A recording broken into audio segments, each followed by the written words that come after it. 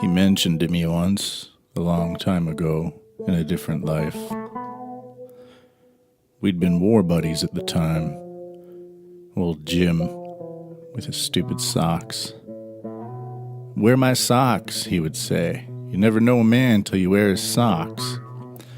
"No, Jim, that's not the way it goes." And he said, "Yeah, you stick to your shoes. I'll stick to my socks." That was a different life. A very different life. A different language, even. I don't even know how to translate socks into the original language anymore. It's a long forgotten art. I think the digital code would be 1001001. A code we can all remember if we stick to our guns hard enough. Old Jim would come by with a pot of coffee. "Any glasses? You got glasses?" he'd say. "Reading glasses? No. Coffee glasses. I got a full pot of coffee, but I don't have any glasses." "All right, Jim. Let's get you some glasses." He's just trying to be social, I know. And the coffee was pretty good. Coffee's the old Christian way. Neighbors would say hello. Got a glass of sugar? I need a glass of... "Jim, we don't use glasses of sugar." "I know, but you know it's the same size as a cup. Diametrically speaking." "Yeah, I know. Jim is the kind of guy that likes to change one thing and call it his own. I think we all do that sometimes. I'm gonna put my hot drink in a cup that's designed for iced drinks. Oh ho ho, I'm living it up today." We all gotta do that sometimes. "I'm gonna wear shorts and a pair of dress shoes, 'cause I'm just that guy. I'm the crazy guy." But we didn't fault Jim in his original language in our previous lives. And over time we came to appreciate Jim, because those types of cliche twirls really don't do anyone any damage, and I guess it's a bit of a refreshing moment in the day when you realize that most of life is a repetitive framework, and no matter how much you try to escape it, you just create new frameworks that spin around like clothes in a washing machine. You take out the clothes and you hang them up to dry. Or if you're lucky enough, you hire a Mexican to take the clothes out of one machine and put them into another, and somehow trust your kids with them. Gracias, señor. I want you to mow my lawn. I don't know what happened to Jim. I know he's still alive. Because his social media accounts are somewhat active, but I'm not sure if it's the Jim I know or if it's some sort of new Jim. I look at his activity online with a healthy degree of skepticism and suspicion, knowing that it might just be somebody posing as Jim to get my attention, to lure me into some sort of political entrapment, or even worse, some sort of litigation, some sort of comment taken out of context that has the thought police swing by my doorstep and beat me in the fucking face with giant black dildos. These are strange times when 15-year-olds make all the rules with their digital codes. If you leave out 10 or 11, I pray for you, sir. I pray for you, miss. Because you never know what type of rule is going to be changed. And that's the way Jim felt, which is why I view his online activity with that healthy degree of skepticism. These routines, once you reach a certain age, you got them. They're your routines. And I don't really judge people for their routines. because I know they have their routines. And I also know that most people born with the gift of life, many people say they squandered their chance. I'm not sure if that's even possible. There's no way to squander your chances. Because if you think about squandering your chances, it just means that you used a chance in a different way. And that's what happened to Jim. He was taken away by a horse, by some comedy troupe impersonators. They were making good money at the time. They would pretend to be Confederate soldiers, but they would also wear tacky Japanese samurai swords, and they would appear on these miniature horses. A group of 10 of them would come out of a clown car. Some other guy would come out of a trunk, and a whole bunch of umbrellas would pop out the back. Be like, oh, don't put out your eye with this one. And then these comedy troupe impersonators on these miniature horses would drive around, would gallop around in a figure-8 pattern, holding up their samurai swords, going do-do-do-do-do-do-do-do for about 15 minutes before piling back into the car.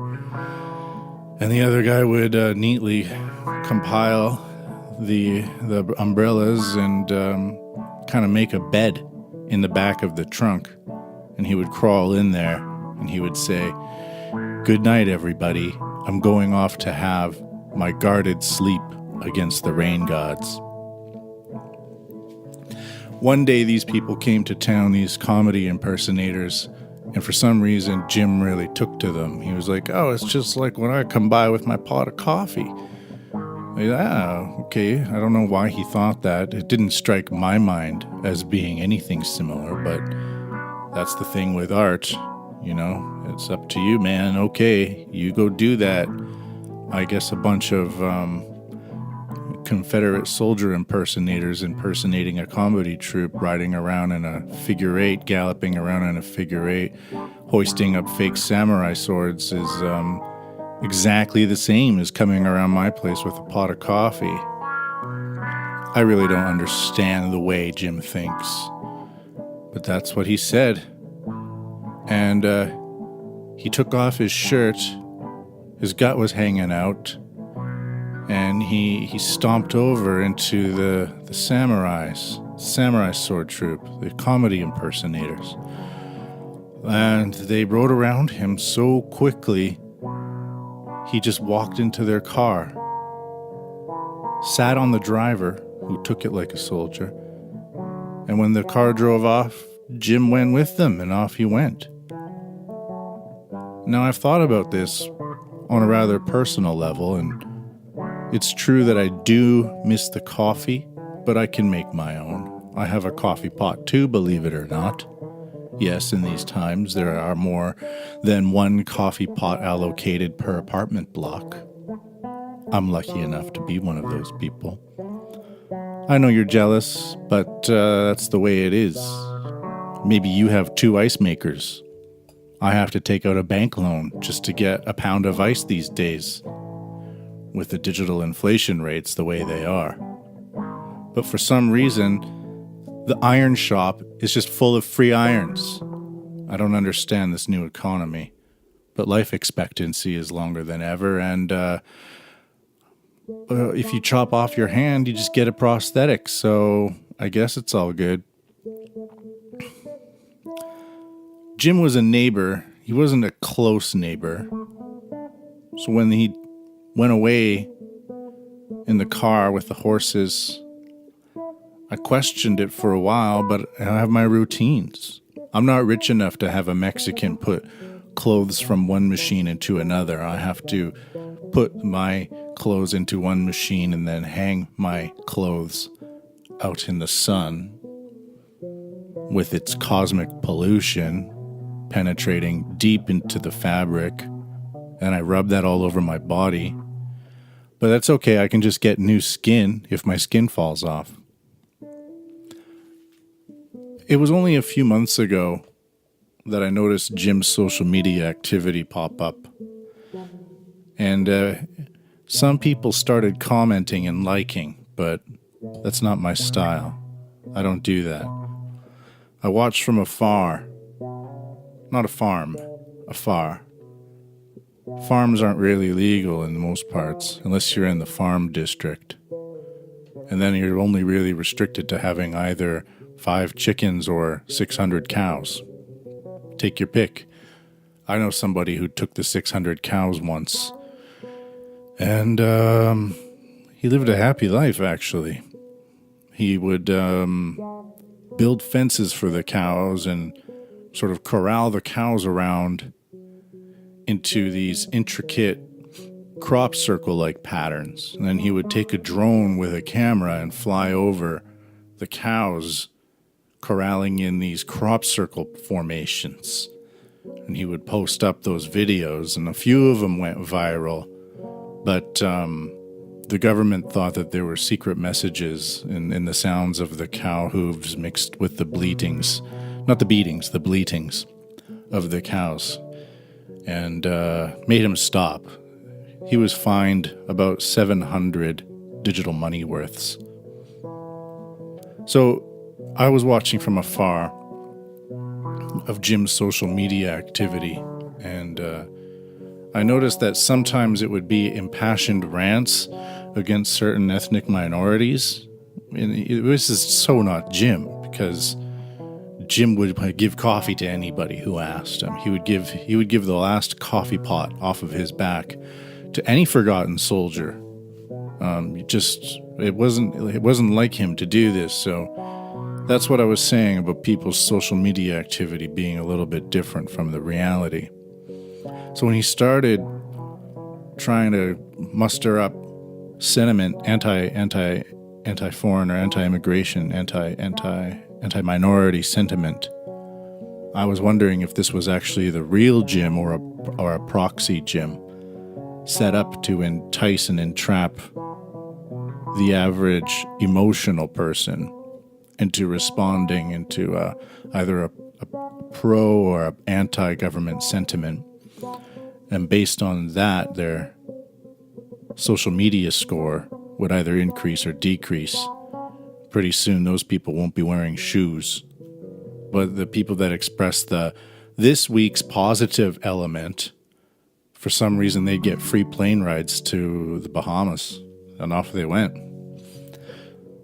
But next week, I don't know what happens. Maybe these people that were in the Bahamas, maybe they'll be cleaning the Bahamas in 3 weeks. They're out there one day enjoying the Bahamas, and then the next day, the lottery numbers change, and they're cleaning the Bahamas.